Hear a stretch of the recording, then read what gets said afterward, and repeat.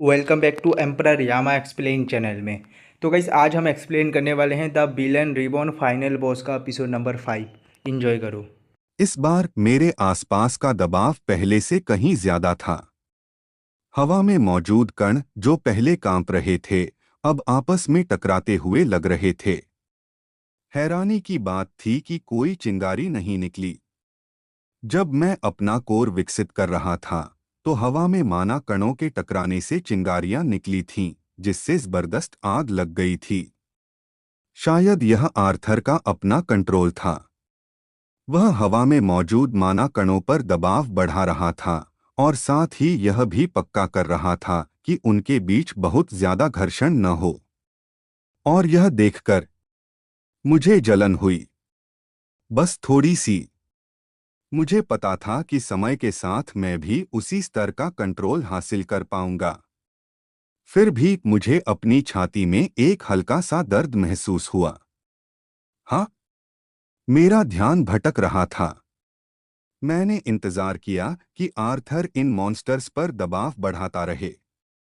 मेरे आसपास के सभी मॉन्स्टर्स की जीभ बाहर निकली हुई थी और वे हवा के लिए हाँफ रहे थे। वे सांस नहीं ले पा रहे थे। माना का बहाव तो दूर की बात है, उनकी नसों में खून का बहाव भी रुक गया था। हर गुजरते पल के साथ मैं उनके शरीर में बदलाव देख सकता था। खून का बहाव न होने के कारण इन सभी मॉन्स्टर्स की त्वचा फूलने लगी थी। जहां तक उनके शरीर में मौजूद माना की बात है, उसे काफी हद तक दबाया जा रहा था। अपने माना को कंट्रोल न कर पाने के कारण उनके लिए अपने शरीर की सामान्य प्रक्रियाओं को बनाए रखना भी मुश्किल हो गया होगा। आर्थर ने मेरी तरफ देखा। मैंने सिर हिलाया। हूँ। मैंने गहरी सांस ली और फिर से अपना माना का दबाव छोड़ा। इस बार असर साफ दिख रहा था। झटके से मेरे सबसे पास वाले मॉन्स्टर की गर्दन कुचल गई और खून की नदियां बहने लगीं। जहां तक यह सवाल है कि मैं ऐसा कैसे कर पाया, तो इसका श्रेय आर्थर को जाता है। वह न केवल मॉन्स्टर्स पर उन्हें लगभग मारने के लिए दबाव डाल रहा था, बल्कि वह अपने दबाव को उनके शरीर के ज्यादा नाजुक हिस्सों पर भी केंद्रित कर रहा था।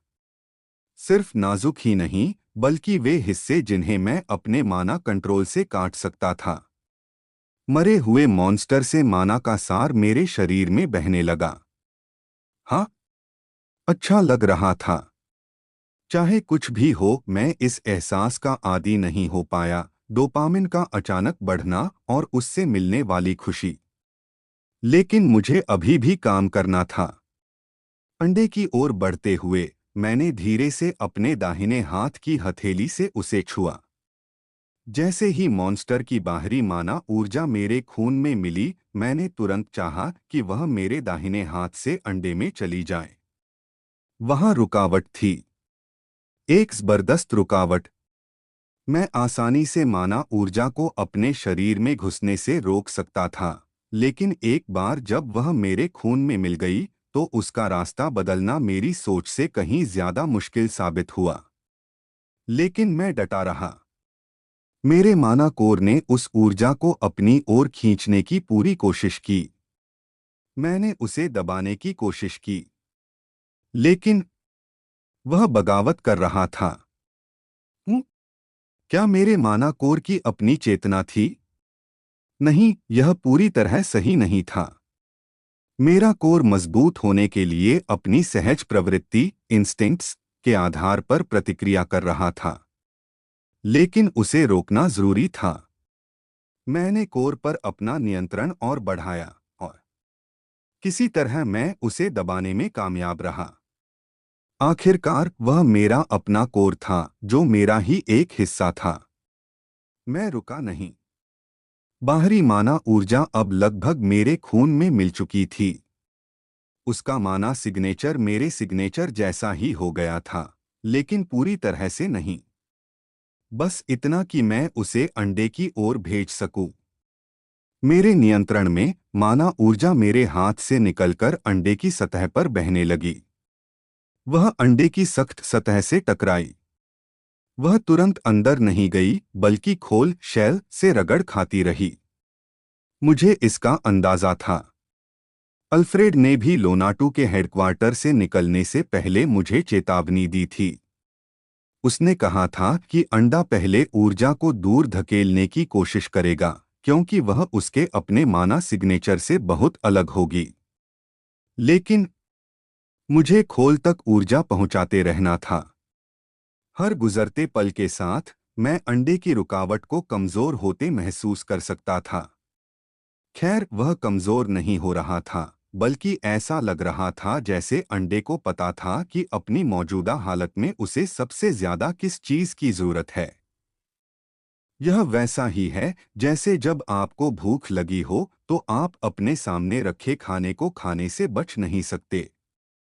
शुरू में तो आप उस लालच को रोकने की कोशिश कर सकते हैं, लेकिन आपकी भूख जल्द ही आपकी इच्छा शक्ति पर हावी हो जाएगी। अभी अंडे के साथ भी कुछ ऐसा ही हो रहा था। मेरे मना एसेंस को होने वाला घर्षण कम होने लगा और अंडा उस एसेंस को तेजी से सोखने लगा जिसे मैं उसमें भेज रहा था। या सही कहूं तो मैं उसे खिला रहा था। उफ! मेरे शरीर में एक पल के लिए दर्द की लहर दौड़ी। हालात का अंदाजा लगाने के बावजूद मैंने उन्हें कम करके आंका था। मेरे शरीर से जिस रफ्तार से माना एसेंस खींच रहा था, वह मेरी किसी भी सोच से कहीं ज्यादा था। 1 सेकंड के अंदर ही मॉन्स्टर से सोखा गया लगभग 90% एसेंस मेरे खून से निकल गया, और यह रफ्तार और भी बढ़ती जा रही थी। खैर, ऐसा भी नहीं था कि मैं बस खाली बैठा था। मैं अपने आसपास के मॉन्स्टर्स को मारने के लिए अपने माना प्रेशर को कंट्रोल कर रहा था। उनका एसेंस मेरे शरीर में सोखा जा रहा था और साथ ही अंडे तक भी भेजा जा रहा था। एक चक्र बन गया था, लेकिन अंडा जिस रफ्तार से मेरे शरीर का एसेंस खींच रहा था, वह हर सेकंड बढ़ती जा रही थी। और भी मैंने मॉन्स्टर्स को मारने की अपनी स्पीड बढ़ा दी। आर्थर मेरे एक्शन में तेजी देखकर असाइनमेंट समझ गया। उसने फिर से अपना प्रेशर बढ़ा दिया। लेकिन मॉन्स्टर्स को गलती से मारे बिना आर्थर जितना प्रेशर बढ़ा सकता था, उसकी एक लिमिट थी। अब सारा बोझ मेरे कंधों पर आ गया। मैंने अपने आसपास के जानवरों की जिंदगी खत्म करने के लिए अपनी और मैना लगाई। तेजी, तेजी, तेजी, तेजी। हर दिल की धड़कन के साथ एक और जिंदगी खत्म हो रही थी। खून नीचे जमीन को भिगोने लगा, जिससे मेरा आसपास का माहौल गहरे लाल रंग में रंग गया। यह एक तबाही थी। मरे हुए लोगों की गंध मेरे होश पर हावी होने लगी। लेकिन साथ ही ही सुंदर और और हर शिकार के साथ ज्यादा माना एसेंस मेरे शरीर में आ रहा था, और साथ ही मेरे पास रखे अंडे में भी जा रहा था। अब यह चक्र रुक गया था, क्योंकि एसेंस को सोखने और उसे ट्रांसफर करने की रफ्तार लगभग बराबर हो गई थी। मैं महसूस कर सकता था कि अंडे में जान आ रही थी, और इसके साथ ही मुझे अपने दिमाग में एक खिंचाव भी महसूस हो रहा था। हम ऐसा लग रहा था जैसे कोई मुझसे बात करने की कोशिश कर रहा हो। मैंने अंडे की तरफ देखा। शायद अब उसकी अपनी पहचान जाग रही थी। मैंने अपने दिमाग में हो रही इस दखलंदाजी का विरोध नहीं किया और अंडे को हमारे बीच कनेक्शन बनाने दिया। मैं उसके विचार तो नहीं सुन सकता था, लेकिन उसकी भावनाएं महसूस कर सकता था। उसे खाना मिलने पर खुशी हो रही थी। वह शुक्रगुजार था। वह अंडा कई तरह की भावनाएं जाहिर कर रहा था, और मैं यह भी महसूस कर सकता था कि उसके एसेंस सोखने की रफ्तार धीमी हो रही थी। शायद अंडे को मेरे शरीर से आंख बंद करके एसेंस सोखने का खतरा समझ आ गया था। लेकिन करते रहो, मैंने अंडे को निर्देश दिया। भले ही वह मेरे शरीर से बहुत सारा माना एसेंस खींच रहा था, फिर भी काफी मॉन्स्टर बचे हुए थे। मैं चाहता था कि वह उनके गंदे शरीरों से जितना भी माना एसेंस निकाला जा सकता है उसे पूरी तरह सोख ले। और ऐसा लगा कि मेरा संदेश अंडे तक पहुंच गया। उसने मेरे निर्देश का पालन किया। अंडा मेरे प्रति हैरानी की हद तक शांत और आज्ञाकारी था। मुझे पता था मेरा फैसला सबसे अच्छा था। खतरा उठाने का फायदा मिला। बिना पैदा हुए ही अंडा मेरी इच्छाओं का पालन कर रहा था। उसे पता था कि उसे किसके प्रति शुक्रगुजार होना चाहिए। मैं ही था जिसने इस अंडे के लिए अपनी पिछली अवस्था से विकसित होकर पैदा होना मुमकिन बनाया था। आम सोच के हिसाब से देखें तो शायद वह न जाने कितने समय से इसी अवस्था में फंसा हुआ था। हो सकता है हजारों सालों से या उससे भी ज्यादा समय से। झटके के साथ मैं अपने आसपास बचे मॉन्स्टर्स को मारता रहा। अब उनमें से लगभग सभी मारे जा चुके थे, बस कुछ ही अपनी आखिरी सांसें ले रहे थे। मैंने अपने माना कंट्रोल का और इस्तेमाल किया ताकि यह पक्का कर सकूं कि मरने पर इन मॉन्स्टर्स से निकलने वाला हर एक कतरा एसेंस सोख लिया जाए। कभी कभी मेरे शरीर में समाने से पहले ही उस एसेंस का थोड़ा सा हिस्सा हवा में रिस जाता था। यह मेरे बस में नहीं था। फिर भी मैंने पूरी कोशिश की कि जमा किए गए एसेंस का जरा भी हिस्सा बर्बाद न हो। झटके के साथ हो गया। मैंने आखिरी मॉन्स्टर से माना एसेंस सोखा और उसे अंडे में डाल दिया। जैसे ही अंडे ने मेरे दिए हुए एसेंस का आखिरी हिस्सा सोखा, मैंने अंडे में जा रहे एसेंस के बहाव को रोक दिया। इसे एक संकेत मानकर अंडे ने मेरे शरीर से और एसेंस सोखना बंद कर दिया। हाँ, मैं सफल हो गया था। अच्छा हुआ कि आखिर में अंडे ने मेरा साथ दिया, वरना मुझे यकीन नहीं था कि मैं उसे जबरदस्ती मेरा सारा माना एसेंस सोखने से रोक पाता। अंडा एक बार चमका और फिर अपनी असली हालत में वापस आ गया। हवा में मौजूद माना कण भी शांत हो गए थे। जैसे ही मैंने आखिरी मॉन्स्टर को मारा, आर्थर ने अपना माना प्रेशर बनाना बंद कर दिया था। क्या यह जाग गया? आर्थर ने मेरे पास आते हुए पूछा। अभी तक इसमें चेतना तो नहीं आई है, लेकिन अब मैं अपने दिमाग में इसके विचार महसूस कर सकता हूँ। सीधे नहीं, बल्कि इसके खोल को छूने के बाद। आर्थर ने मेरी बात पर सिर हिलाया। और बीज का क्या? उस बारे में कुछ करने की जरूरत नहीं है, मैंने जवाब दिया।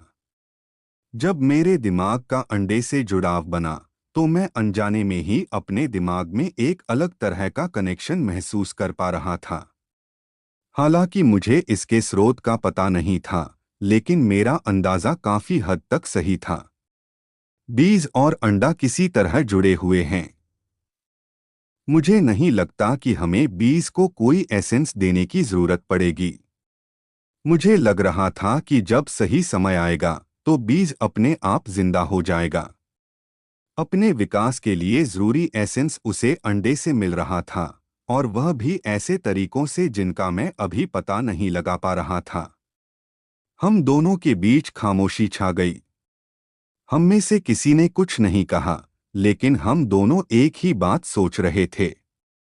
कोई भी ऐसी चीज से जुड़कर उत्साहित हो जाएगा जो पौराणिक स्तर की हो सकती है और जिसकी शक्ति को भविष्य में नियंत्रित करने की संभावना हो। धप धप फू। मैंने अपने तेज धड़कते दिल को शांत करने के लिए धीरे से सांस छोड़ी। मेरे हिसाब से मैंने एक मोटा मोटा अंदाजा लगाया था। अंडे के अंदर मौजूद जीव को जन्म लेने में अभी भी लगभग 6 महीने लगने वाले थे, और उन सभी महीनों के दौरान मुझे उसे लगातार माना एसेंस ऊर्जा देनी पड़ती। इसकी मात्रा आज जितनी खपत हो रही थी, उसकी तुलना में बहुत कम होती। यह कुछ कुछ अंडे की भूख मिटाने के लिए उसे रोजाना खाना खिलाने जैसा था। वह इतने लंबे समय से सुप्त अवस्था में था। उसे इतनी भारी मात्रा में माना एसेंस देकर मैंने आखिरकार उसे कुछ हद तक जगा दिया था। अब बस मुझे यह पक्का करना था कि वह अपनी मौजूदा स्थिति को बनाए रख सके। अब इतनी भारी मात्रा में माना एसेंस देने की जरूरत नहीं थी, क्योंकि अंडा अब खुद ब खुद विकसित हो सकता था। मुझे बस बिना किसी रुकावट के उसे लगातार एसेंस देना था। अब मुझे बस ट्रेनिंग करनी थी। मैं अभी ब्रॉन्ज 1 पर था। हालांकि मैं ज्यादा मॉन्स्टर्स को मारकर और उनका एसेंस एब्जॉर्ब करके अपनी रैंक तेजी से बढ़ा सकता था। मैं ऐसा नहीं करना चाहता था। अगर मैं आसान तरीका अपनाता तो मैं और मजबूत हो जाता, इसमें कोई शक नहीं था। मेरे माना कंट्रोल के साथ मैं पूरी दुनिया में सबसे अच्छे लोगों में से एक बन सकता था, लेकिन क्या यह काफी था? क्या मैं इससे खुश हो जाऊंगा? अगर मैं और मेहनत से ट्रेनिंग करता और अपना बेस मजबूत बनाता, आम लोगों की तरह कल्टिंग करता और साथ ही माना एसेंस भी एब्जॉर्ब करता, तो मैं न सिर्फ सबसे अच्छे लोगों में से एक बन सकता था, बल्कि इस दुनिया का सबसे अच्छा इंसान भी बन सकता था। एवरेज होना कभी मेरा गोल नहीं था। मैं जिन दुश्मनों को एक्स बनाऊंगा, वे मुझसे कई गुना ज्यादा मजबूत होंगे। मेरी कोई भी फाइट आसान नहीं होगी। तो इस बात का कोई चांस नहीं था कि मैं आसान रास्ता अपनाऊंगा। 1.5 साल मैं इंतजार कर रहा था अपनी एकेडमी लाइफ शुरू होने का। क्या तुमने कपड़े पैक कर लिए? हाँ, लेकिन मुझे लाल वाले नहीं मिले। क्या? मैंने तुमसे कहा था कि उन्हें पहले ही छांट लेना। 2 नौकरानियां शानदार कपड़े पैक करती हुई दिख रही थीं। मैंने किया था। छोटी नौकरानी ने मुंह बनाया। वे जिस कमरे में थीं, वह एक बड़ा कमरा था जिसके बीचों बीच एक किंग साइज बेड था और चारों तरफ तरह तरह की सजावट की गई थी। खिड़कियां इतनी खुली थीं कि सूरज की रोशनी अंदर आ सके और ठंडी हवा की शांत लहरें पर्दों से टकरा रही थीं। कमरे का कोना कोना अमीरी की गवाही दे रहा था, ऐसी अमीरी जो बहुत कम लोगों के पास होती है। और फ्रॉस्ट परिवार उन्हीं में से एक था। यंग मिस को पक्का बुरा नहीं लगेगा अगर 1-2 कपड़े कम भी हो जाएं। छोटी नौकरानी ने अपना बचाव करने की कोशिश की, लेकिन उसकी बेचारी सी कोशिशों का नतीजा यह हुआ। थप्पड़। आह! ये किस लिए था? अपना सिर सहलाते हुए उसने नम आंखों से अपने सीनियर की ओर देखा। यंग मिस भले ही दयालु हों, लेकिन इसका मतलब यह नहीं है कि तुम अपने काम में ढिलाई बरतो। चटाक। सिर के पिछले हिस्से पर एक और थप्पड़ पड़ने से उसका विरोध करना बंद हो गया। उस युवा लड़की ने सहानुभूति पाने की कोशिश में नम आंखों से अपने सीनियर की ओर देखा, लेकिन वह बुरी तरह नाकाम रही। जिस यंग मिस के बारे में वे बात कर रहे थे, वह कोई और नहीं बल्कि सबसे छोटी संतान एलिसिया फ्रॉस्ट थी। फ्रॉस्ट हवेली में हर जगह ऐसी ही हलचल मची थी।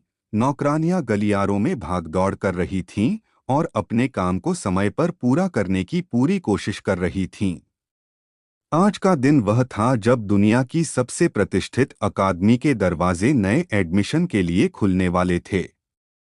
एक नया साल शुरू हो चुका था और आज ही अकादमी के लिए एंट्रेंस टेस्ट होने वाले थे।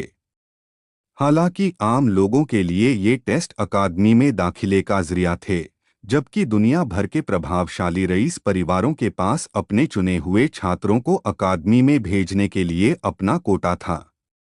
यह टेस्ट नए भर्ती होने वालों की शुरुआती रैंकिंग तय करने के लिए था।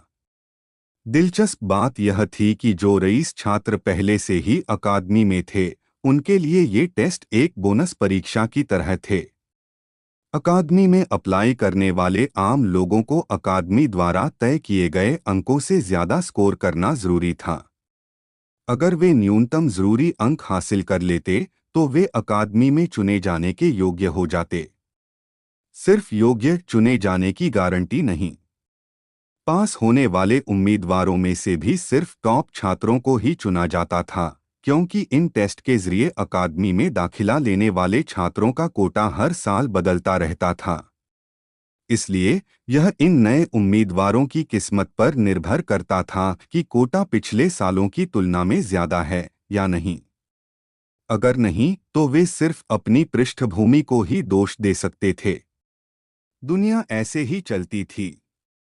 यह सिस्टम कोई चैरिटी के लिए नहीं बनाया गया था। नहीं, इसका मकसद आम लोगों के बीच से बेहतरीन टैलेंट को चुनना और उनकी शिक्षा का इंतजाम करना था। हालांकि नामदा अकादमी अपने आप में काफी अमीर थी, लेकिन वह एडमिशन के लिए अप्लाई करने वाले सभी छात्रों की शिक्षा का खर्च नहीं उठा सकती थी। इसलिए हर साल आम लोगों में से केवल सीमित संख्या में छात्रों को ही दाखिला मिलता था। यह साल वही बात फ्रॉस्ट डकडम रियासत से होने के कारण एलिसिया का एडमिशन उसके भाई केविन के साथ ही एकेडमी में हो गया था। एक आम नियम था कि सिर्फ 18 साल के हो चुके छात्र ही एडमिशन के लिए अप्लाई कर सकते थे। हालांकि एलिसिया और केविन 17 साल के थे और उन्हें 18 का होने में अभी एक साल बाकी था, लेकिन फ्रॉस्ट परिवार का सदस्य होने के अपने फायदे थे। इतना ही नहीं, दोनों भाई बहन अपनी कम उम्र के बावजूद जबरदस्त टैलेंटेड थे, इसलिए उनका एडमिशन नियमों के पूरी तरह खिलाफ नहीं था। हर साल कुछ अपवाद किए जाते थे। क्या उन्हें देर नहीं हो रही? आलिया बार बार अपनी कलाई घड़ी देख रही थी और उसके चेहरे पर बेचैनी साफ दिख रही थी। शांत हो जाओ, सब ठीक हो जाएगा। वे पैदल चलकर नहीं आ रहे हैं। यहाँ उनके लिए एक टेलीपोर्टेशन पैसेज है। कास्टर ने अपनी शांत लेकिन रौबदार आवाज में कहा। लेकिन इससे उसकी चिंता कम होती नहीं दिखी, क्योंकि आलिया लगातार इधर-उधर टहल रही थी। इस समय ड्यूक और डचेस दोनों ही टेलीपोर्टेशन पैसेज के पास अपने बच्चों के आने का इंतजार कर रहे थे। आज उनका एंट्रेंस टेस्ट था और उसे शुरू होने में बस 1 घंटा बचा था। पूरी तरह से ऐसा नहीं था।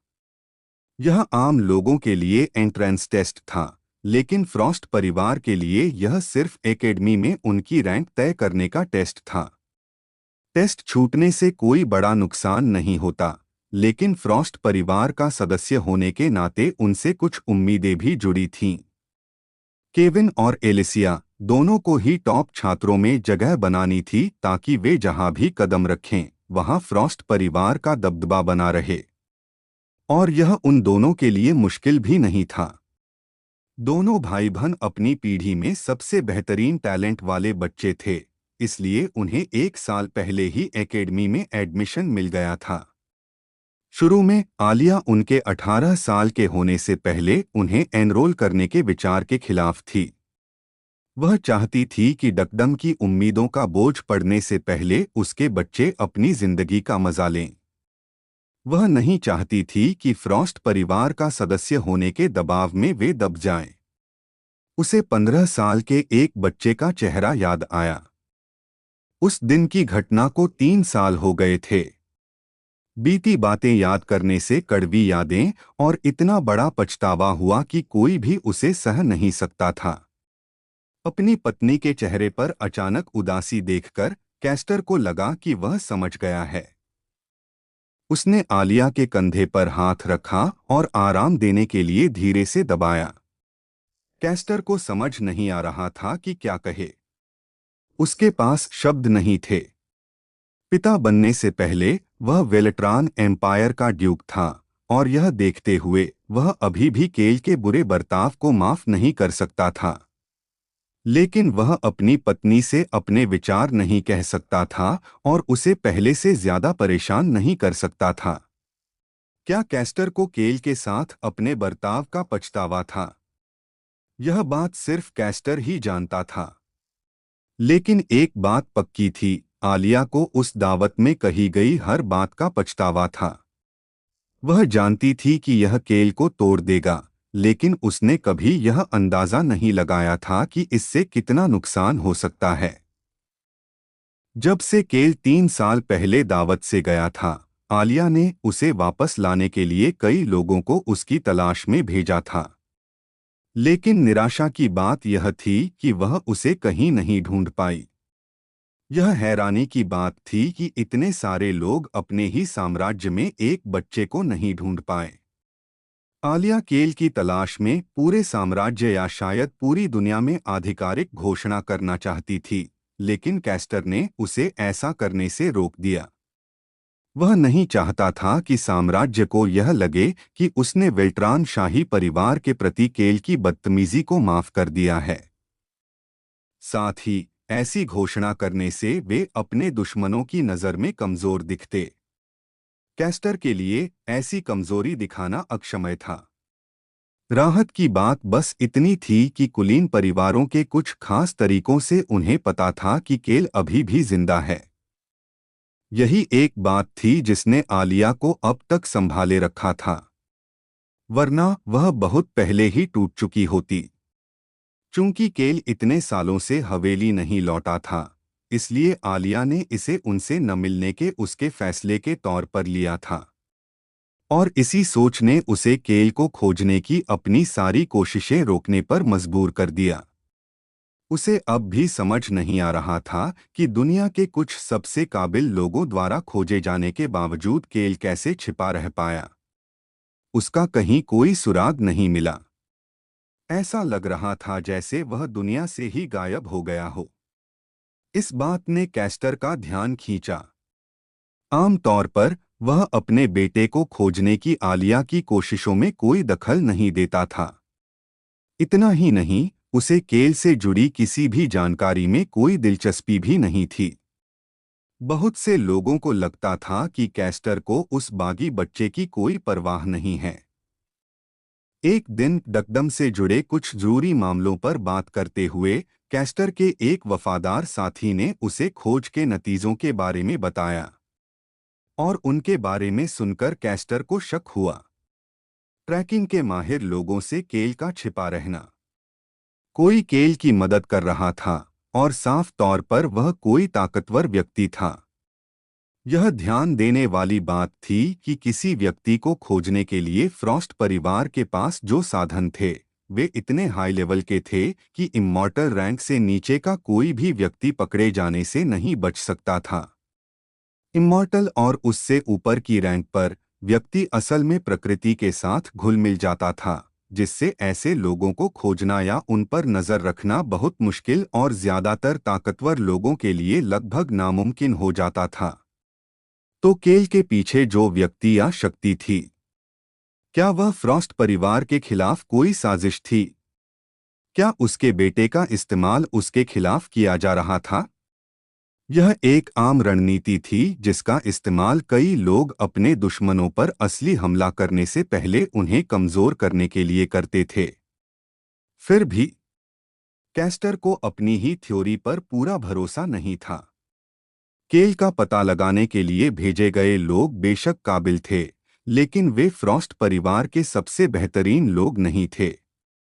सबसे बेहतरीन लोग कैस्टर के अंडर थे, और न तो आलिया और न ही कोई और फ्रॉस्ट सदस्य उनका इस्तेमाल कर सकता था। आलिया यह जानती थी, और उसने अपने पास मौजूद ताकत से ही सब कुछ संभालने की कोशिश की। आखिरकार वह अपने पति का सम्मान करती थी।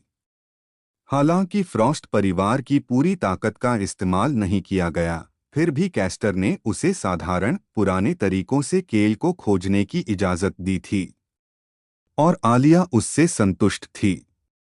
कम से कम उसे मौजूदा हालात से ही संतोष करना पड़ा, क्योंकि उसे लगा कि उसके बेटे की लौटने की कोई इच्छा नहीं है, यह देखते हुए कि वह इतने सालों से खुद को उनसे छिपाए हुए था। ऊपर देखो, वे आ गए हैं। कैस्टर की बातों ने आलिया को हकीकत में वापस ला दिया। दो लोग उनकी तरफ आते हुए दिखाई दिए। जल्दी करो, परीक्षा जल्द ही शुरू होगी, आलिया ने हाथ हिलाकर उन्हें जल्दी करने के लिए कहा। कैस्टर ने जवाब में बस एक आह भरी। जैसे ही युवा टेलीपोर्टेशन पैसेज के पास पहुंचे, आलिया अपने सामने खड़ी सुनहरे बालों वाली लड़की को गले लगाने के लिए आगे बढ़ी। एलिसिया ने भी हल्की मुस्कान के साथ वैसा ही किया। केविन अपनी जगह पर खड़ा रहा और अपने पिता की ओर थोड़ा झुका। कैस्टर ने सिर हिलाकर जवाब दिया। केविन में फ्रॉस्ट परिवार की वही खास खूबियां थीं, काले बाल और उनसे मेल खाती और भी गहरी काली आंखें। दूसरी ओर एलिसिया फ्रॉस्ट परिवार के युवाओं में अकेली ऐसी थी जिसके बाल अपनी मां की तरह सुनहरे थे। उसे फ्रॉस्ट परिवार जैसी काली आंखें तो मिलीं, लेकिन उसके बालों की वजह से कैस्टर ने उसका नाम एलिया के नाम पर एलिसिया रखा। एलिसिया इस शब्द से कैस्टर को वैसी ही गर्मजोशी और अपनापन महसूस होता था जैसा अपनी पत्नी के नाम से होता था। क्या तुमने सारा सामान पैक कर लिया? एलिया ने पूछा। इससे पहले कि एलिसिया कुछ कह पाती, दूसरे लड़कों से दूर रहना। और अगर तुम्हें किसी चीज की जरूरत हो तो केविन को बताना। मैंने विक्टोरिया से तुम दोनों की मदद करने के लिए कहा था, फिर भी अपना ध्यान रखना। और हाँ माँ, मैं समझ गई। मैं बच्ची नहीं हूं, इसलिए हर छोटी छोटी बात पर टोकना बंद करो। एलिसिया जानती थी कि उसकी माँ की सलाहों की लिस्ट जल्दी खत्म नहीं होने वाली, इसलिए उसे ही पहल करनी पड़ी। केविन ने उनकी बातचीत में कोई दखल नहीं दिया। एक वजह तो यह थी कि वह चाहता था कि एलिसिया ठीक से विदा ले सके, और दूसरी वजह, केविन अपनी माँ का हमेशा सावधान रहने वाला ध्यान अपनी ओर नहीं खींचना चाहता था। केविन की तरह कैस्टर ने भी आलिया के फेयरवेल खत्म करने का सब्र से इंतजार किया। एलिसिया का नाराज जवाब सुनकर आलिया ने केविन पर ध्यान देने से पहले थोड़ा मुंह बनाया। केविन के चेहरे पर न्यूट्रल एक्सप्रेशन था। तुम भी वहां की लड़कियों से सावधान रहना। मैंने सुना है कि वे जवान लॉर्ड्स को भी ड्रग देती हैं, और मैं याद रखूंगा माँ। और हम अभी एकेडमी के लिए निकल जाएं तो कैसा रहेगा? तुम तो नहीं चाहोगी कि हमें टेस्ट के लिए देर हो जाए। टेस्ट के बारे में सुनकर आलिया अपने पहले वाले अंदाज में लौट आई। पैसेज अभी तक शुरू क्यों नहीं हुआ? और तुम दोनों अपने शेड्यूल में थोड़ी पंक्चुअलिटी लाओ। इतने जरूरी दिन कोई इतनी देर से कैसे आ सकता है? अभी 1 घंटा बाकी है, सब यही कहना चाहते थे, लेकिन शब्द उनके गले में अटके हुए थे, मुंह से निकल ही नहीं रहे थे। एकेडमी शुरू होने से पहले कोई दूसरा लेक्चर शुरू नहीं करना चाहता था। केविन को टेस्ट का जिक्र करने का अफसोस हुआ। उसने एलिसिया की नज़र को नज़रअंदाज करने की पूरी कोशिश की, जो जल्द खत्म होने वाली नहीं लग रही थी। सवाल जवाब के सेट, 100 क्रेडिट्स, नए चमकीले कपड़े पहने एक सेलर अपनी दुकान का विज्ञापन करने वाला बैनर पकड़े हुए था। गारंटीड एडमिशन के लिए हमारे पास आएं, एक और सेलर चिल्लाया। सच में? एक स्टूडेंट ने बीच में कहा। कीमत क्या है? क्या आप स्टाफ से हैं? एक छोटी सी लड़की ने पूछा। रुको, मैंने इसे पहले देखा है। क्या वह वहां एडमिशन के समय नहीं था? अरे, उसका नाम क्या था? सिर्फ 200 क्रेडिट्स में अपना भविष्य खरीदो, एक महत्वाकांक्षी सेलर ने अपने साधारण से चेहरे पर एक मुस्कान के साथ गर्व से चिल्लाया। ओए, तुमने सुना? दुकान के आसपास भीड़ जमा होने लगी। नहीं, यह तो धोखा है, एक स्टूडेंट ने गुस्से में कहा। तो तुम वहां क्यों जा रहे हो? क्या तुम इसे 180 क्रेडिट्स में दे सकते हो? अरे, जवाब दो। तुमने कहा था कि यह धोखा है। मुसीबत मैं झेल लूंगा, तुम बस टेस्ट पर ध्यान दो दोस्त। हम ठीक है, शुक्रिया। 190 आखिरी कीमत। कोई मोलभाव नहीं। 185। सेलर अपनी बात पर अड़ा रहा। ठीक है, 189 ले लो। ठीक है, ये लो, सवाल ले लो। लालची कहीं का। और क्या ये एग्जाम में आएंगे? बहुत ज्यादा संभावना है। कितना? सेलर ने अपनी तर्जनी उंगली उठाई। आसपास के सभी स्टूडेंट्स हैरान रह गए। 100%? मजाक कर रहे हो क्या? मुझे भी चाहिए। नहीं, मुझे। ये लो पूरी कीमत। मुझे दो। 250 क्रेडिट्स। अरे वाह, यह तो अमीर है। नहीं, बस बेवकूफ है। 250 क्रेडिट्स, डील पक्की। ये रहा तुम्हारा भविष्य। तो इसके होने की संभावना 100% है ना? नहीं, बेचने वाले ने कहा। 10%। बेचने वाले ने सिर हिलाया। 1%, दूसरे ने उम्मीद से पूछा। 0.1%, बेचने वाले ने सीना फुलाकर कहा। रिफंड? ये तो धोखेबाज है। मैंने कहा था ना। तो तुमने खरीदा क्यों? हूं? हूं? पूरे बाजार में ऐसी ही चीजें हो रही थीं। छात्रों ने पूरी जगह भर दी थी और वे अकादमी के गेट की ओर बढ़ रहे थे। पूरा नामदा शहर अकादमी का था। नामदा अकादमी, दुनिया का सबसे बेहतरीन संस्थान, जिसे ग्रह पर रहने वाली अलग अलग जातियों के बीच शांति के प्रतीक के तौर पर बनाया गया था। कहते हैं कि शांति ताकत से मिलती है, और नामदा असल में इसी बात का प्रतीक था। ताकत हासिल करना। दुनिया भर के सबसे अच्छे इंस्ट्रक्टर यहाँ काम करते थे। वे अपने अपने क्षेत्र में माहिर थे, और उनके प्रतिद्वंद्वी इतने कम थे कि उन्हें उंगलियों पर गिना जा सकता था। और वे प्रतिद्वंद्वी भी यहीं पढ़ाते थे, इसलिए क्वालिटी पर तो सवाल ही नहीं उठता था। दुनिया की अकादमी के तौर पर मशहूर नामदा शहर को अपनी इकॉनमी बनाए रखने के लिए सभी बड़ी ताकतों से डोनेशन मिला था। नतीजा यह हुआ कि यह शहर दुनिया के सबसे विकसित शहरों में से एक बन गया। कई साम्राज्यों की राजधानियां भी इस जगह की शान का मुकाबला नहीं कर सकती थीं, जहां भविष्य के लीडर्स को ट्रेनिंग दी जाती थी। हर बड़ी ताकत हमेशा अपने उत्तराधिकारियों को इसी जगह सीखने के लिए भेजती थी। यह वह जमीन थी जहां भविष्य के लीडर्स अपनी प्रजा के साथ घुलते मिलते थे, और अकादमी के अधिकार क्षेत्र में उन्हें बराबरी का दर्जा मिलता था। और दुनिया में अपनी हैसियत की परवाह किए बिना कोई भी ताकत यहाँ के किसी भी स्टाफ पर भाई भतीजावाद करने का दबाव नहीं डाल सकती थी। हालात चाहे जो भी हों, नामदा अकादमी कभी किसी के सामने नहीं झुकी। हर बड़ी ताकत इस संस्थान में निष्पक्षता बनाए रखकर दूसरों पर नजर रखती थी। लेकिन अगर कोई बड़ी ताकत यहाँ के माहौल को प्रभावित करने की कोशिश करती, तो उन्हें उनके अपराध के स्तर की परवाह किए बिना जवाबी कार्रवाई का सामना करना पड़ता। उनकी पूरी वंशावली पर हमेशा के लिए बैन लगा दिया जाता, जिससे उन्हें यहाँ दोबारा कभी एडमिशन नहीं मिल पाता। और कोई भी अपने वारिसों को ऐसे बेहतरीन संस्थान में शिक्षा पाने के मौके से वंचित नहीं रखना चाहता था।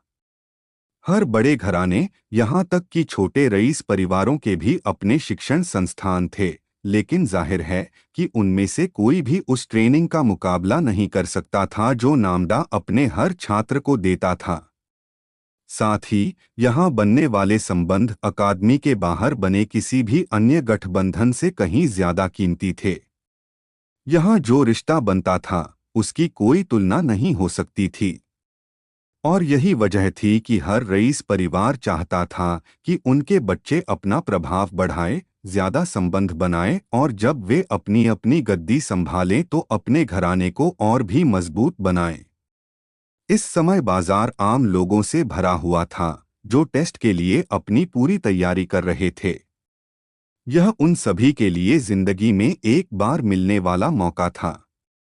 अगर उन्हें दाखिला मिल जाता, तो वे लगभग मुफ्त में सबसे अच्छी जगह पर शिक्षा पा सकते थे।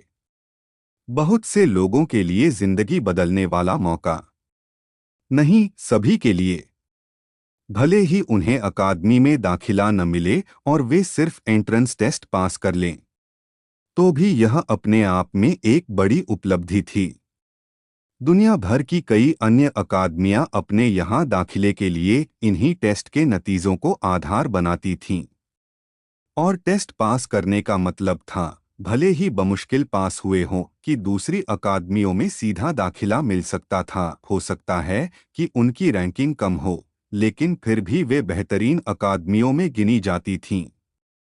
एलिजिबल बनने के लिए बेसिक मार्क्स लाना ही आम लोगों के मुकाबले बहुत ज़्यादा टैलेंटेड होना था। भले ही नम्दा ने इन सभी स्टूडेंट्स को सिलेक्ट नहीं किया, लेकिन दूसरी एकेडमी ने उन्हें अपने साथ जुड़ने के लिए अच्छी स्कॉलरशिप दी। कई अमीर घराने आम लोगों में से पोटेंशियल टैलेंट को रिक्रूट करने के लिए इन टेस्ट पर करीब से नज़र रखते थे। ये टेस्ट दुनिया भर के अमीर लोगों के लिए एक तरह का एंटरटेनमेंट भी थे, जिसमें वे सबसे अच्छे टैलेंट पर बेट लगाते थे। एक तरह का जुए का अड्डा। आम लोगों में से जो टैलेंट एंट्रेंस टेस्ट पास कर लेते थे लेकिन सिलेक्ट नहीं होते थे, उन्हें स्पॉन्सर करने का खर्च अमीर लोगों के लिए बहुत कम था। दूसरी एकेडमी में नम्दा जितनी ज़्यादा फीस नहीं थी, क्योंकि वे स्टूडेंट्स को जो रिसोर्स दे सकते थे, वे नम्दा के रिसोर्स की ताकत के मुकाबले उतने ही मामूली थे।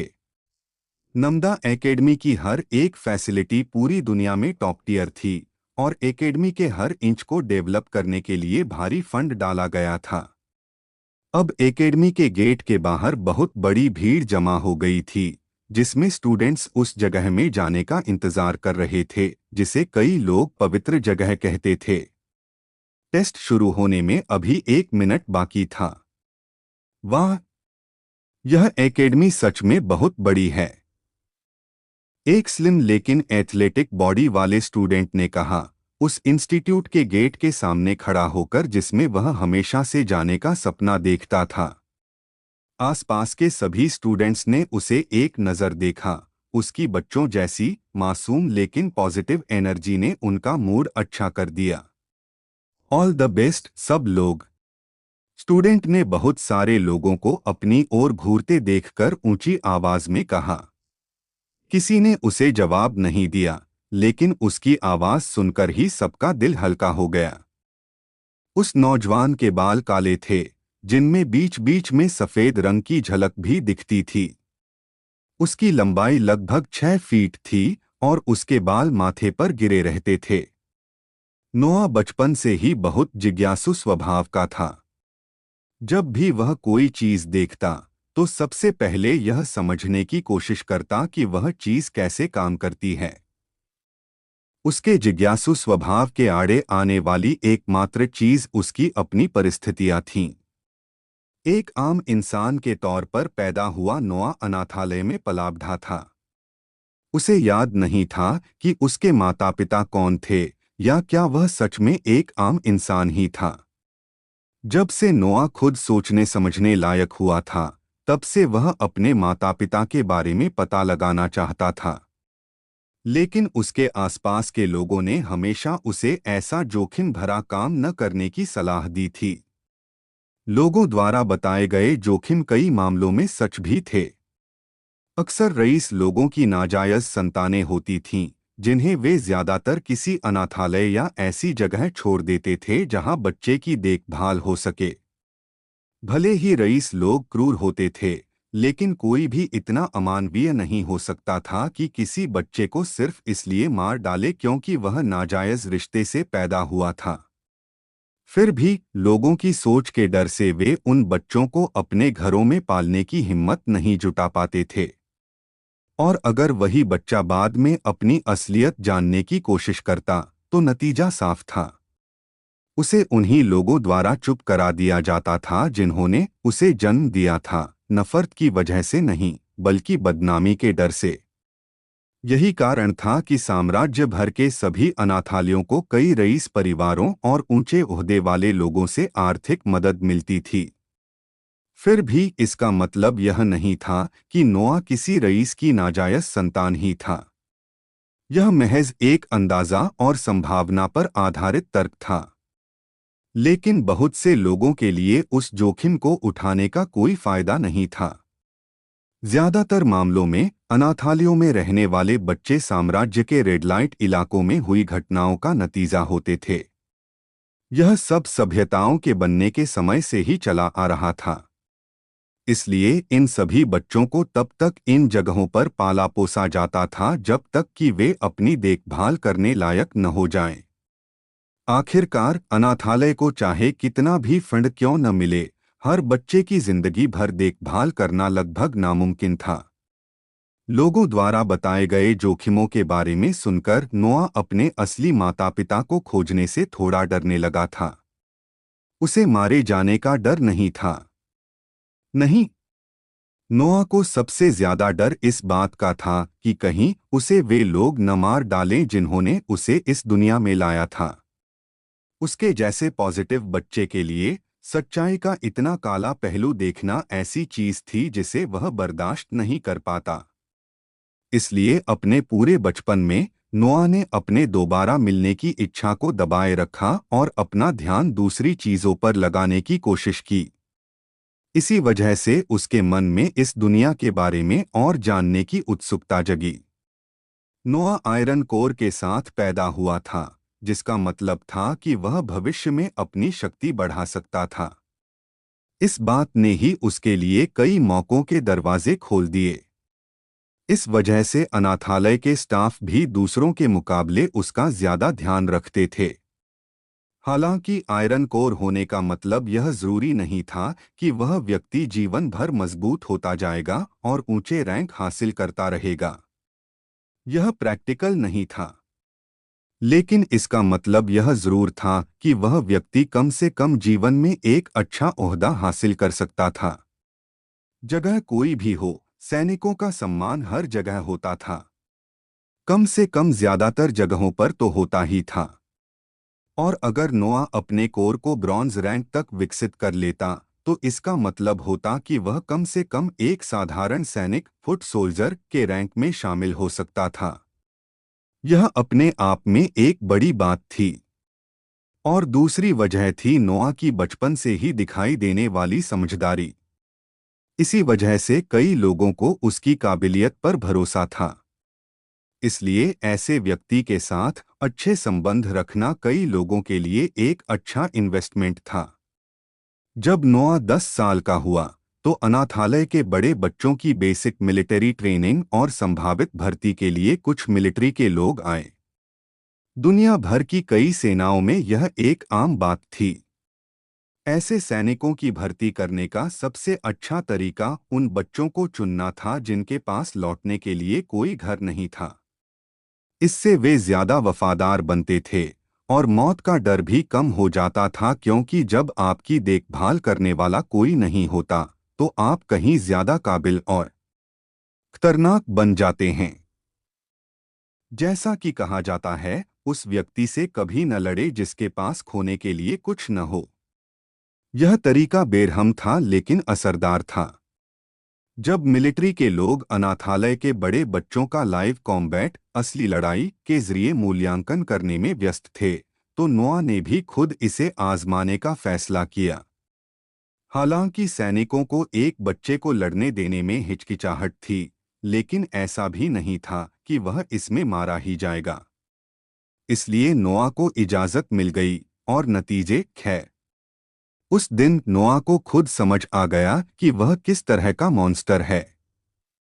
लड़ने की चाहत हर जीव में होती है, लेकिन उस प्रवृत्ति का सही इस्तेमाल कुछ ही लोग कर पाते हैं, और वह भी सही ट्रेनिंग के साथ। लेकिन दुनिया में कुछ ऐसे मॉन्स्टर भी होते हैं जिनमें यह प्रवृत्ति जन्म से ही उनके खून में होती है। लड़ने की प्रवृत्ति। ये लोग बिना किसी खास ट्रेनिंग के लड़ाई में माहिर होते हैं। वे मारने में इतने माहिर होते हैं कि यह उनके लिए दूसरी फितरत जैसा लगता है। और एक बार जब उन्हें लड़ाई की कला की शिक्षा मिल जाती है, ये लोग आगे चलकर इतिहास के सबसे महान योद्धा बनते हैं। और नोआ उनमें से एक था। जाहिर है, 10 साल का बच्चा होने के नाते जिसे ठीक से खाना नहीं मिलता था, नोआ का शरीर लड़ाई के लिए सबसे अच्छा नहीं था। बस यही वजह थी कि वह अपनी असली लड़ाई की काबिलियत का सिर्फ 1% ही दिखा पाया। लेकिन वह परसेंट रिक्रूटर के लिए यह समझने के लिए काफी था कि इस बच्चे में कितना पोटेंशियल है। नोआ ने न सिर्फ जीत हासिल की बल्कि सभी फाइट जीती, एक अनुभवी प्रो की तरह उन पर हावी रहा। उसकी मौजूदगी से ऐसा लगता था जैसे तलवारें सिर्फ उसी के चलाने के लिए बनी हों। यह नोआ था, गेम का हीरो। नोआ के पोटेंशियल की वजह से एम्पायर ने आज तक उसे स्पॉन्सर किया है। बेशक सैनिकों ने जो देखा था वह नोआ की असली काबिलियत का सिर्फ 1% था। जो लोग रिक्रूटमेंट के लिए आए थे वे ऊंचे रैंक वाले लोग नहीं थे, बल्कि आम सैनिक थे, इसलिए वे अपने सामने मौजूद हीरे को पूरी तरह से नहीं परख सके। इस वजह से नोआ को एम्पायर से सपोर्ट मिला, लेकिन यह सिर्फ एलिट लोगों के लिए नहीं था। नोआ को जो मिला वह उसकी फॉर्मल एजुकेशन पूरी होने तक आराम से रहने के लिए बहुत कम क्रेडिट थे। वह सच में उन युवाओं की लिस्ट में शामिल हो गया था जिनमें एम्पायर में काफी योगदान देने के लिए काफी पोटेंशियल था। अब नम्दा एकेडमी के गेट के सामने खड़े होकर नोआ को एक अजीब सी खुशी महसूस हुई। यहाँ सीखने का मौका मिलना कुछ ऐसा था जिसका वह उस दिन से इंतजार कर रहा था जब उसने इस इंस्टीट्यूट के बारे में सुना था। एंट्रेंस टेस्ट शुरू होने में 1 मिनट बाकी था। एकेडमी के गेट स्टूडेंट्स के लिए खुल गए ताकि वे इसकी शान देख सकें। गेट के दूसरी तरफ का एरिया सभी आम लोगों के लिए जन्नत जैसा लग रहा था। फॉर्मल सूट पहने एक आदमी अंदर से बाहर निकला, उसके दोनों तरफ स्टूडेंट्स की लाइनें थीं। लगता है सब आ गए हैं, उस आदमी ने शांत आवाज में कहा, अपना चश्मा थोड़ा ठीक करते हुए। उसके साथ आए स्टूडेंट्स चुपचाप अपने सामने एप्लीकेंट्स को देख रहे थे। आप सभी का थ्योरी और प्रैक्टिकल टेस्ट में असेसमेंट किया जाएगा। टेस्ट के लिए मौजूद सभी कैंडिडेट्स ने ध्यान से सुना। इंस्ट्रक्शन नए नहीं थे और एकेडमी बनने के बाद से सभी एंट्रेंस टेस्ट के लिए कुछ ऐसे ही थे। इन टेस्ट को पास करने के लिए आपको फॉर्मल एजुकेशन न होने की चिंता करने की जरूरत नहीं है। ये इस बात को ध्यान में रखकर डिजाइन किए गए हैं कि आप में से कई लोग या यूं कहें कि ज्यादातर अभी भी लड़ाई में इतने काबिल नहीं हैं कि आपको अच्छी तरह से जज किया जा सके। एग्जामिनर ने स्टूडेंट्स का डर दूर करने के लिए बात की। थ्योरी और प्रैक्टिकल दोनों टेस्ट आपकी काबिलियत को परखेंगे और फिर उसके हिसाब से आपको रैंक देंगे। तो आज़ाद रहें और अपनी पूरी काबिलियत से दोनों को आजमाने की कोशिश करें। फिर एग्जामिनर ने उन स्टूडेंट्स की तरफ देखा जो एकेडमी के गेट के अंदर से उसके पीछे आए थे। ये एकेडमी में आपके सीनियर्स हैं। उसने दोनों तरफ इशारा किया। अगर आपको आगे की लेन के प्रोसेस को समझने में कोई दिक्कत हो तो आप उनसे सलाह ले सकते हैं। यह कहकर उसने हाथ से गेट पूरी तरह खोलने का इशारा किया। अब आप सब अंदर आ सकते हैं। एकेडमी आपको शुभकामनाएं देती है। इंस्ट्रक्शन सुनकर एप्लीकेंट, आम लोग और वे अमीर लोग जिन्हें पहले ही एकेडमी में एडमिशन मिल चुका था, गेट से अंदर जाने लगे। आम लोगों के लिए यह उनकी जिंदगी की लड़ाई थी, जबकि अमीर लोग अपने साथियों से बेहतर रैंक पाने के लिए पूरी जान लगा चुके थे। हर कोई अपनी अपनी लड़ाई लड़ रहा था। नूह सबके पीछे पीछे गया और चेहरे पर बड़ी सी मुस्कान लिए अपने नए घर की ओर चल पड़ा। कि औरी, क्या सब ठीक रहेगा? उम्मीद है, मोरी। दो स्टूडेंट प्रैक्टिकल टेस्ट के लिए अपनी तय जगह की ओर बढ़े। थ्योरी टेस्ट की बात करें तो कुल 50 सवाल पूछे गए थे, जिनमें से ज्यादातर माना से जुड़े थे। कई असल जिंदगी के सिचुएशन वाले सवाल थे, जिसमें कैंडिडेट को उनके सोचने के तरीके के आधार पर परखा जा रहा था। प्रैक्टिकल टेस्ट के लिए हर स्टूडेंट का अलग अलग पैरामीटर पर टेस्ट लिया जाने वाला था। जुड़वा भाई आम लोग थे जो अपनी किस्मत आजमाने यहाँ आए थे। हाँ, किस्मत। हालांकि दोनों ने अपने पास मौजूद कम रिसोर्स में एग्जाम की पूरी तैयारी की थी, लेकिन इन टेस्ट को पास करना उनके लिए किस्मत की बात थी। पास होने का यह बहुत अच्छा मौका था, जबकि साथ ही जुड़वा भाई अपनी लिमिट जानते थे। आम बैकग्राउंड से होने के कारण और बिना जबरदस्त टैलेंट के यहाँ एडमिशन मिलना उन दोनों में से किसी के लिए भी मुमकिन नहीं था।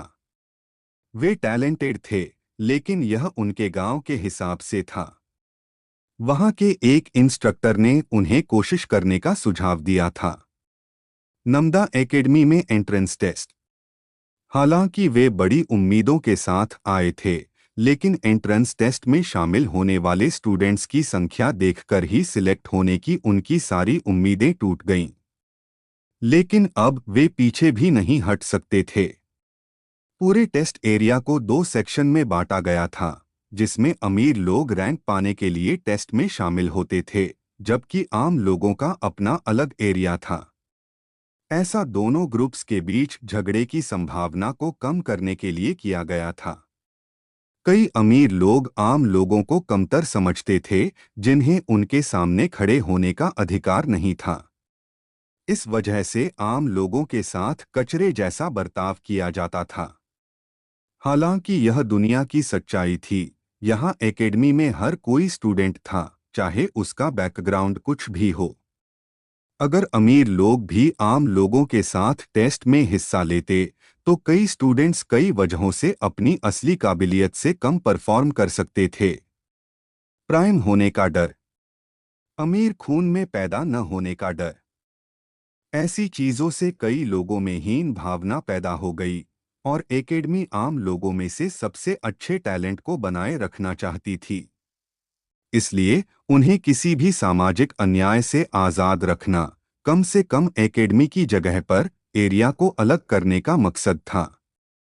कैंडिडेट ऑरी और कैंडिडेट मोरी, अब आप आगे बढ़ सकते हैं। वहां मौजूद स्टाफ ने अगले बैच के एप्लीकेंट्स के लिए अनाउंसमेंट की। चलो ब्रो, ऑरी ने खुश होकर बोलने की कोशिश की। जैसे ही जुड़वां बच्चे टेस्ट एरिया की ओर बढ़े, उन्हें अपने अपने कमरों में जाने के लिए कहा गया। औरी कमरा 21 के पास खड़ा था, जबकि मोरी को कमरा 22 दिया गया था। एक गहरी सांस लेते हुए औरी कमरे में अंदर गया। अंदर इंस्ट्रक्टर ने नियम समझाने से पहले उसे एक छोटी सी नजर से देखा। इनमें से कोई भी हथियार चुनो। तुम मुझ पर जैसे चाहो हमला कर सकते हो। कोई एक्स्ट्रा नियम नहीं है। तुम्हारा मूल्यांकन तुम्हारी सिचुएशन अवेयरनेस और लड़ाई की काबिलियत के आधार पर किया जाएगा। यह सुनकर औरी टेंशन में आ गया। गेट पर इंस्ट्रक्टर ने उन्हें बताया था कि टेस्ट में उनकी काबिलियत का अंदाजा लगाया जाएगा, यह ध्यान में रखते हुए कि उनमें से कई को लड़ाई का ज्ञान नहीं है। लेकिन यहाँ यह आदमी उससे लड़ने के लिए कह रहा था। इंस्ट्रक्टर ने उसके विचारों की परवाह किए बिना औरी को शुरू करने का इशारा किया। औरी ने डिस्प्ले पर रखे हथियारों को देखा। हर तरह के हथियार थे, खंजर और छोटी तलवारों से लेकर भारी तलवारों तक। उसने एक पतली तलवार चुनने का फैसला किया, जो वह चला नहीं सकता था। लेकिन यह सबसे आसान लगा। एक गहरी सांस लेते हुए वह एक जंगली जानवर की तरह इंस्ट्रक्टर की ओर दौड़ा। कम से कम स्क्रीन के जरिए टेस्ट देखने वालों को तो ऐसा ही लगा, जो हर डिटेल नोट कर रहे थे। शक्ति पाने के रास्ते पर कोई कैसे आगे बढ़ता है? सवाल तो आसान था, लेकिन उसका जवाब, वह हर किसी के लिए अलग अलग हो सकता था। अपनी शक्ति बढ़ाने के कई तरीके थे। यह एक जानी मानी बात है। लेकिन क्या ये सभी तरीके सुरक्षित थे? फिर से इसका जवाब हर किसी के लिए अलग हो सकता था। अगर ध्यान से देखा जाए, तो खुद को ताकतवर बनाने का सिर्फ एक ही तरीका कैसे हो सकता है? हर कोई एक जैसा खाना नहीं खाता, और न ही हर जीव की शारीरिक बनावट एक जैसी होती है। हर जीव के शरीर में अलग अलग सिस्टम होते हैं जो उन्हें बढ़ने में मदद करते हैं। अगर आप इंसानों और वैम्पायर्स जैसे दो मिलते जुलते जीवों की तुलना भी करें, दोनों दो पैरों पर चलते हैं और शरीर की बनावट भी काफी हद तक एक जैसी होती है, लेकिन वैम्पायर दूसरे जीवित जीवों का खून पीकर ज्यादा ताकतवर बन सकते हैं। इंसानों में यह क्षमता नहीं होती, लेकिन उन्हें वैम्पायर्स के मुकाबले ज्यादा आसानी से ढलने वाला एडैप्टेबल माना जाता है। इंसानों की इसी खूबी ने उन्हें इस ग्रह की सबसे ताकतवर प्रजातियों में से एक बना दिया है, जबकि वे जन्म से ही कमजोर होते हैं। इंसानों का शरीर इतना नाजुक होता है कि उन्हें उन शारीरिक क्षमताओं को पाने के लिए भी कड़ी मेहनत करनी पड़ती है जो दूसरी प्रजातियों को जन्म से ही मिली होती हैं। यह सुनने में शायद नाइंसाफी लगे, लेकिन दुनिया में हमेशा एक संतुलन बना रहता है। इंसान कमजोर होते हैं, लेकिन हालात के हिसाब से ढल सकते हैं, जबकि वैम्पायर ताकतवर होते हैं, लेकिन जिंदा रहने के लिए दूसरों पर निर्भर रहते हैं। दूसरी ओर एल्व्स का प्रकृति में मौजूद मना पर ज्यादा नियंत्रण होता है, लेकिन बदले में उन्हें कमजोर शरीर का श्राप मिला होता है। ड्वार्फ्स का शरीर सबसे मजबूत और ठोस होता है, लेकिन उनकी कम लंबाई और ज्यादातर मामलों में उनकी इच्छाएं उन्हें सीमित कर देती हैं। वे ऐसी प्रजाति हैं जिनमें खुद पर काबू रखने की क्षमता सबसे कम होती है। हमेशा शराब पीने और अपनी मर्जी से जीने की आदत के कारण उनकी पूरी प्रजाति सिर्फ लोहार बनकर रह गई है। हालांकि वे अपने काम में माहिर होते हैं, लेकिन अपनी मानसिक कमजोरियों के कारण उन्होंने अपना फायदा गंवा दिया। तो अगर दिखने में एक जैसे लगने वाले जीव भी इतने अलग अलग हो सकते हैं, तो फिर ऐसा क्यों है कि इस ग्रह पर हर जीव को ज्यादा शक्ति पाने के रास्ते पर चलने के लिए एक ही तरीका अपनाना पड़ता है? अगर तथ्यों का विश्लेषण किया जाए तो आसपास मौजूद माना को सोखकर लगातार अभ्यास कल्टीवेशन के जरिए अपनी शक्ति बढ़ाना ही आज तक दुनिया का सबसे अच्छा और सुरक्षित तरीका रहा है। लगातार लड़कर शरीर को थकाना और फिर मना सोखकर शरीर को हुए नुकसान की भरपाई करना, यही एकमात्र तरीका था जिससे कोई सुरक्षित रूप से अपनी कोर रैंक बढ़ा सकता था। लेकिन मॉन्स्टर राक्षस कैसे ताकतवर बनते हैं? क्या वे भी इंसानों और दूसरी जातियों की तरह कल्टीवेशन शक्ति बढ़ाने की प्रक्रिया करते हैं? इन सवालों का जवाब अभी तक नहीं मिला था।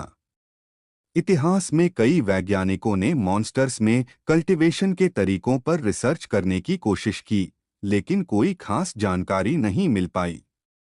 कम रैंक वाले मॉन्स्टर बस दूसरे जीवों को खाकर ही विकसित इवॉल्व होते थे। अब तक की सभी रिसर्च में यही एकमात्र तरीका पता चला था।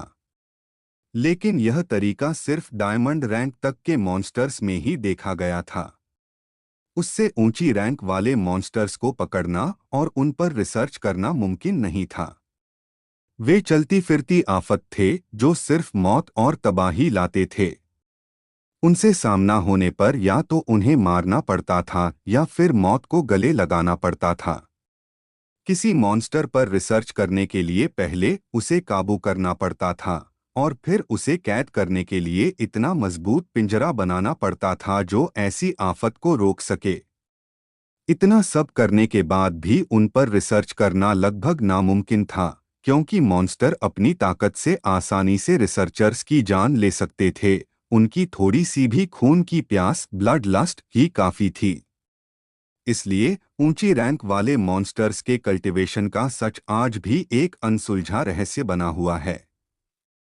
फिर भी समझदार जातियों ने अपनी ताकत बढ़ाने के नए तरीके खोजने की कोशिश नहीं छोड़ी। डार्क मैजिक, नरभक्षण, एक ही प्रजाति के जीव को खाना, अंगों का ट्रांसफर, ऐसे कई तरीके मिले जिनसे ताकत बढ़ाई जा सकती थी। लेकिन आखिर में इनमें से ज्यादातर तरीकों को अनैतिक माना गया और पूरी दुनिया के सभी साम्राज्यों में उन पर रोक लगा दी गई। ऐसे में सबके पास बस बुनियादी कल्टीवेशन का तरीका ही बचा। ऐसा नहीं था कि यह तरीका बुरा या बेकार था, बस यह धीमा था। अपनी कोर रैंक बढ़ाने के लिए सालों तक ट्रेनिंग करनी पड़ती थी और सिर्फ काफी टैलेंट वाले लोग ही ताकत के ऊंचे स्तर तक पहुंचने की उम्मीद कर सकते थे।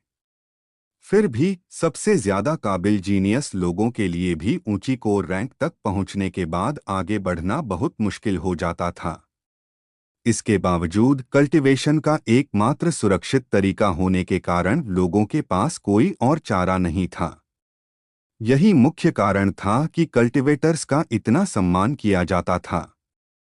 यहाँ तक कि ब्रॉन्ज कोर तक पहुंचना भी कई लोगों के लिए बहुत बड़ी उपलब्धि मानी जाती थी। असल में आयरन कोर का होना ही अपने आप में एक वरदान जैसा था। तो कोई और ऊंचे रैंक जैसे सिल्वर, गोल्ड, प्लेटिनम तक पहुंचने की कल्पना भी कर सकता था। हर रैंक के साथ ताकत में जबरदस्त बढ़ोतरी होती थी और साथ ही पैसा, इज्जत और सामाजिक रुतबा भी मिलता था।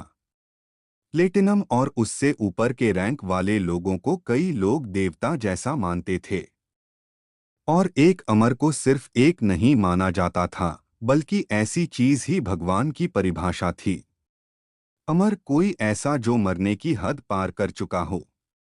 ये लोग सैकड़ों साल तक जिंदा रह सकते थे, बशर्ते उन्हें दुनिया के दूसरे पावर हाउस न मारें।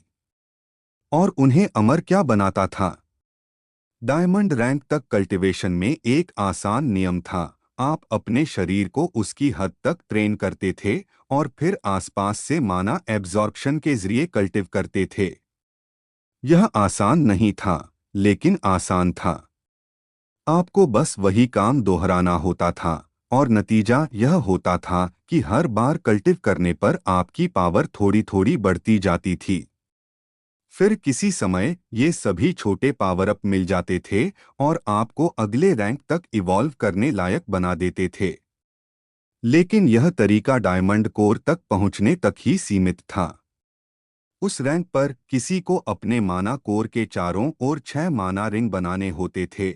डायमंड रैंक के टियर 6 तक पहुंचना होता था। इस लेवल तक पहुंचना अपने आप में एक बहुत बड़ी चुनौती थी। लेकिन अगर वे वहां पहुंच भी जाते तो आगे का रास्ता और भी मुश्किल था। इतने ताकतवर लोग इतने समझदार थे कि उन्हें अपनी लिमिट पता थी। इसीलिए डायमंड रैंक के पीक पर मौजूद कई लोग कभी रैंक में ऊपर नहीं चढ़ पाए। उनमें बस अपने सामने खड़ी दीवार का सामना करने की हिम्मत नहीं थी। अमरता की दीवार। सच में अमर होने का क्या मतलब था? अमरता एक मिथक थी। सचमुच अमर होने जैसी कोई चीज नहीं थी। जिस भी चीज की शुरुआत होती है, उसका अंत भी होता है। यही रचना और विनाश का नियम था। प्रकृति का एक नियम जिसे देवताओं को भी मानना पड़ता था। अमर बनने से कोई जीव अजेय नहीं बन जाता था, लेकिन उसे मारना मुश्किल हो जाता था। जब कोई अपने कोर को डायमंड रैंक के शिखर से अमर रैंक तक विकसित करता था, तो मूल प्रक्रिया वही रहती थी। इसमें कोर के अंदर और बाहर से माना, ऊर्जा के दबाव का इस्तेमाल करके कोर की सतह पर छोटी छोटी दरारें बनाना शामिल था। फिर उन दरारों को माना से भरना होता था और अगले रैंक में विकसित होने के लिए कोर को फिर से दबाना पड़ता था। इसे ही मानक आधारभूत प्रक्रिया कहा जा सकता था। फर्क बस इतना था कि अमर रैंक तक पहुंचने के लिए इस प्रक्रिया के दौरान व्यक्ति को प्रकृति के साथ एक होना पड़ता था। और इसका क्या मतलब था? जब कोर को उसकी अधिकतम सीमा तक दबाया जाता था और उसकी सतह पर दरारें आ जाती थीं, तो उन दरारों को सीधे भरने के बजाय एक नया कदम उठाना पड़ता था। व्यक्ति को अपने शरीर की सभी मेरिडियन ऊर्जा नाड़ियों को खोलना पड़ता था, बिल्कुल सचमुच में। त्वचा की हर कोशिका को फाड़ना पड़ता था और माना मेरिडियन को प्रकृति में मौजूद माना के सीधे संपर्क में लाना पड़ता था। मेरिडियन में अवशोषित होते समय माना को बदला नहीं जाना था। नहीं, प्रकृति में मौजूद माना को अवशोषण प्रक्रिया से गुजरे बिना सीधे मेरिडियन में प्रवेश करना था और यह उन मेरिडियन को फाड़कर किया जाता था। सभी मेरिडियन में सूक्ष्म दरारें, माइक्रोटीयर्स, बनानी पड़ती थीं ताकि आसपास का माना अपने सबसे शुद्ध और प्राकृतिक रूप में माना कोर में प्रवेश कर सके। यह कदम ही कई लोगों के लिए धीमी और दर्दनाक मौत का कारण बन सकता था। अकेले त्वचा की कोशिकाओं को फाड़ने से ही बहुत ज्यादा खून बह सकता था, जिससे शरीर का बहुत सारा खून खत्म हो सकता था। हालांकि डायमंड रैंक के शिखर पर मौजूद लोगों में खुद को ठीक करने की शक्ति ज्यादा होती थी, लेकिन उन शक्तियों को शरीर के विनाश के साथ तालमेल बिठाना पड़ता था।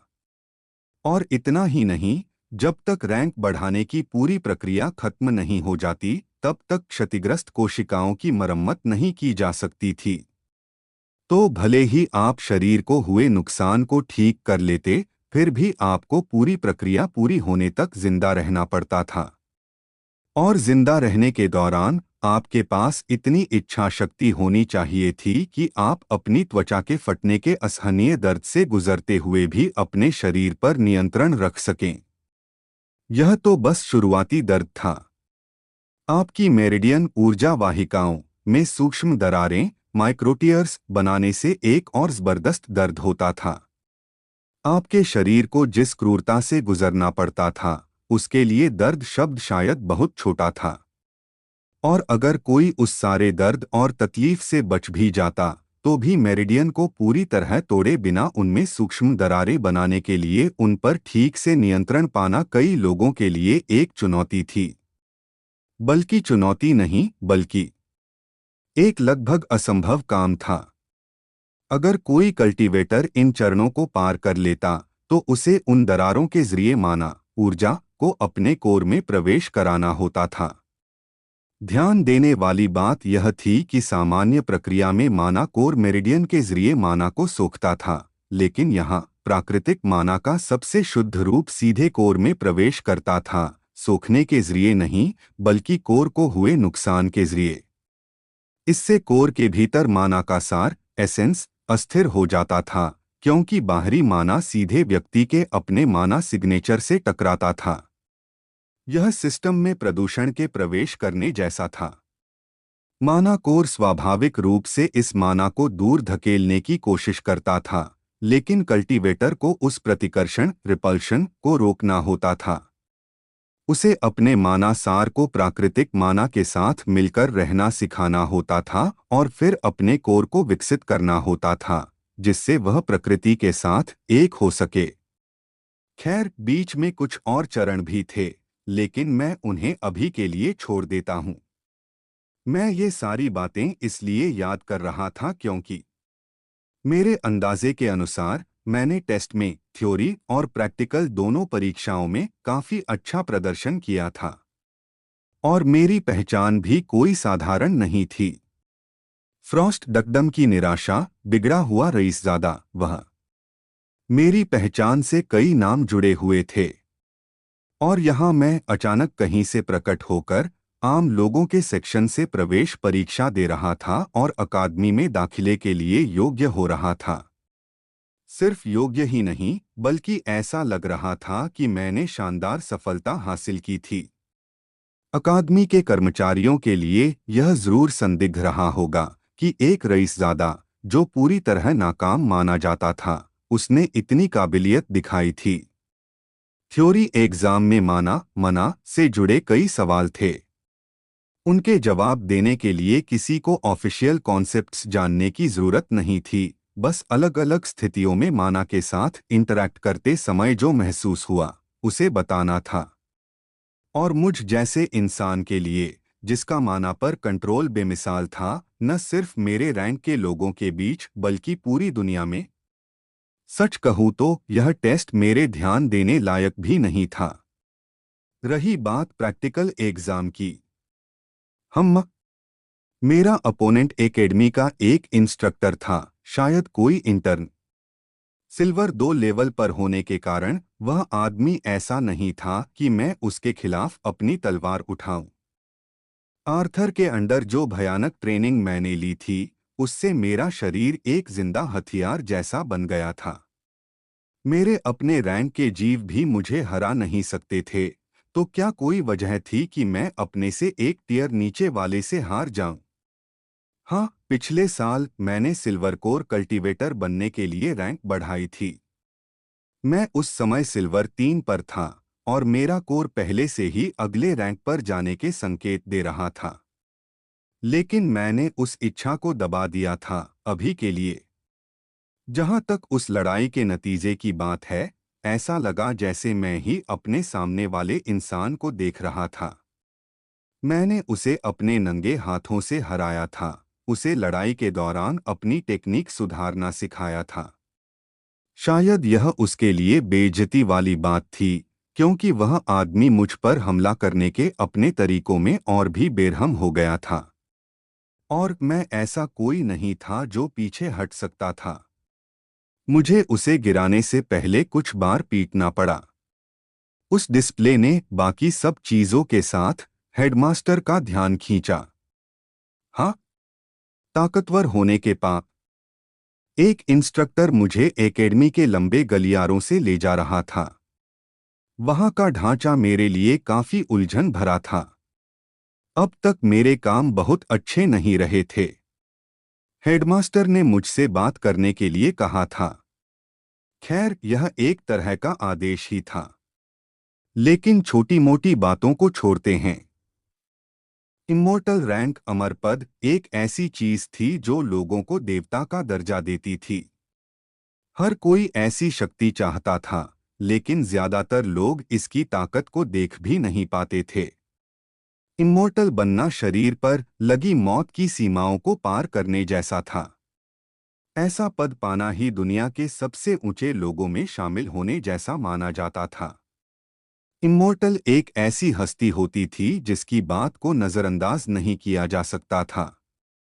चाहे कोई कितना भी ताकतवर क्यों न हो, हर किसी को ऐसे व्यक्ति का सम्मान करना पड़ता था, चाहे वे किसी भी गुट या जाति के हों। इमोर्टल रैंक तक पहुंचने वाले ज्यादातर लोग अमर राक्षस, अनडाइंग मॉन्स्टर्स थे जो बहुत पुराने जमाने के थे। कुछ लोग, जैसे आर्थर, अपवाद थे, ऐसे लोग जो अपनी जिंदगी के शुरुआती सालों में ही देवत्व, गॉडहुड तक पहुंच गए थे।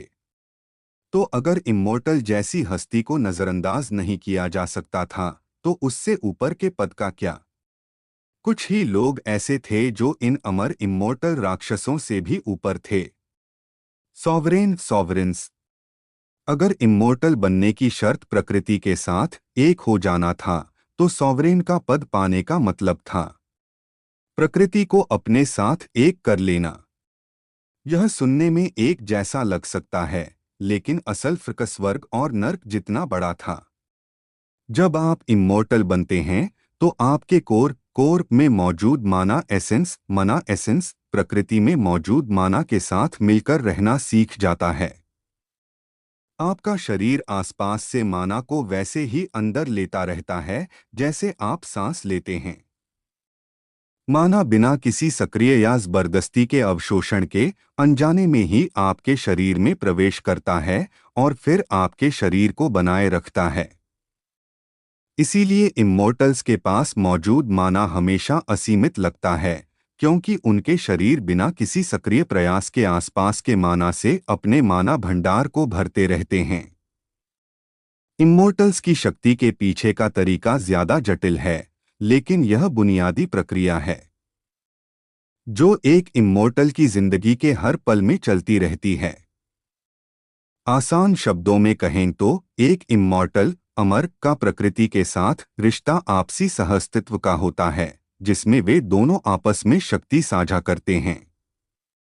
यह ऐसा है जैसे इमोर्टल को प्रकृति के नियमों का इस्तेमाल करने की इजाजत हो, जबकि प्रकृति इमोर्टल का इस्तेमाल अपने माना, ऊर्जा को शुद्ध करने के लिए करती है, ऐसे तरीकों से जो सिर्फ इमोर्टल ही जानते हैं। लेकिन सॉवरेन, सर्वोच्च शासक के मामले में प्रकृति बराबर की साझेदार नहीं रहती। सॉवरेन प्रकृति के साथ मिलकर नहीं रहते, बल्कि प्रकृति उनके लिए होती है। यह बात सुनने में अजीब लग सकती है। आखिर दुनिया जिस पर सभी जीव पैदा होते हैं, अपनी ही बनाई चीजों के लिए कैसे हो सकती है? सॉवरेन का मूल अस्तित्व ही उस दुनिया का आधार या एंकर बन जाता है जिस पर वह दुनिया टिकी होती है। जब जुटान बनी थी, तब वह आज जैसी शक्तिशाली दुनिया नहीं थी। जुटान बस जमीन और पानी वाला एक ग्रह था, एक ऐसी जगह जहां एक भूकंप भी पूरे इकोसिस्टम को खत्म कर सकता था। तो ऐसा कमजोर ग्रह उन जीवों की जिंदगी को कैसे संभाल सकता था जिन्होंने अपने शरीर की सीमाओं को बहुत पहले ही पार कर लिया था। शुरुआत में जुटान डायमंड रैंक वालों की लड़ाई भी नहीं झेल सकता था, इमॉर्टल की तो बात ही छोड़ दें। जब भी ऐसी लड़ाई होती, ग्रह विनाश के और करीब पहुंच जाता, जब तक कि पहला इमॉर्टल पैदा नहीं हुआ। इमॉर्टल ने प्रकृति का इस्तेमाल किया और बदले में प्रकृति ने उनका इस्तेमाल अपने माना के घनत्व और शुद्धता को बढ़ाने के लिए किया, ताकि मजबूत भूभाग बन सकें। लेकिन समस्या हल नहीं हुई। जब और इमॉर्टल पैदा हुए तो उनके बीच टकराव होना तय था। और जब ऐसा पहला टकराव हुआ तो देवताओं की लड़ाई से पैदा हुए झटकों के कारण जमीन के टुकड़े टुकड़े हो गए, समुद्र फट गए और ग्रह का अंदरूनी हिस्सा बिखरने लगा। जमीन के ये टूटे हुए हिस्से ही आगे चलकर आज की दुनिया के महाद्वीप बने। लड़ाइयां कभी नहीं रुकीं और न ही ग्रह का विनाश रुका। लेकिन जैसे जैसे साल बीतते गए, हर शक्तिशाली व्यक्ति को अपने कामों के नतीजों का एहसास हुआ, जिससे कुछ समय के लिए दुनिया में शांति छा गई। फिर भी नुकसान तो हो ही चुका था। सालों की लड़ाइयों के बाद ग्रह खत्म होने की कगार पर था और सब कुछ बिखर रहा था। तभी ऐसा हुआ, किसी चमत्कार से इमॉर्टल रैंक का एक मॉन्स्टर राक्षस विकसित हुआ और इस तरह दुनिया को अपना पहला सॉवरेन मिला। सॉवरेन के जन्म ने ग्रह को स्थिर कर दिया। अपनी मौजूदा हालत का समाधान समझते हुए ग्रह ने अनजाने में ही एक फैसला लिया। जिस दिन सॉवरेन का जन्म हुआ, उसी दिन वह दुनिया से गायब हो गया। ग्रह ने उसे खुद में समा लिया और पहला एंकर बना। उस मॉन्स्टर का कोर ही वह मुख्य एंकर बना जिस पर जुटान ग्रह का पुनर्निर्माण हुआ। यह दूसरी बुद्धिमान प्रजातियों के लिए एक तमाचा था, क्योंकि एक मॉन्स्टर जिसे वे अपने से तुच्छ समझते थे, सबसे पहले उनसे आगे निकल गया था। हर इमॉर्टल के भीतर लालच की आग जल रही थी, ऊंचा दर्जा पाने की, अपनी मौजूदा सीमाओं से परे शक्ति हासिल करने की चाहत। लेकिन वे डरे हुए थे, दुनिया में घुल जाने का डर। सदियों से इस डर ने किसी को भी रैंक बढ़ाने से रोका। अब ग्रह ज्यादातर स्थिर हो गया था और पहले से कहीं ज्यादा मजबूत था। अमर प्राणियों के बीच की लड़ाइयों का अब उस पर पहले जैसा असर नहीं होता था। यह देखकर कि एक सॉवरेन की शक्ति क्या कर सकती है, कई लोगों के मन का डर दूर हो गया। इस तरह विकास की दौड़ शुरू हुई। सदियों की कोशिश के बाद मॉन्स्टर्स सहित अलग अलग जातियों में सॉवरेन पैदा हुए। क्योंकि दुनिया पहले ही स्थिर हो चुकी थी, इसलिए नए जन्मे सॉवरेन में से कोई भी पहले की तरह ग्रह के कोर में समा नहीं गया। ये सभी सॉवरेन अब दुनिया के नए एंकर बन गए, या यूं कहें कि बाहरी एंकर जिन्होंने सेंट्रल एंकर को सपोर्ट किया। इसलिए एक मजबूत फ्रेमवर्क बना और जुटन एक बार फिर विकसित होकर आज जैसा है वैसा बन गया। सॉवरेन के कोर वे एंकर थे जिन्होंने प्रकृति को अपनी जगह पर बनाए रखा। अमर लोगों को प्रकृति के नियमों के साथ चलना पड़ता था, जबकि राजा वे खुद नियम बन जाते थे। और मैं यहाँ था, ऐसे ही एक अस्तित्व से मिलने के रास्ते पर। नमदा एकेडमी के हेडमास्टर नेमुर दैत्रा। गाइस आज का एपिसोड हम यहीं पे एंड करते हैं। नेक्स्ट पार्ट के लिए like, subscribe and bell icon को ऑल पे स्पेस कर दो।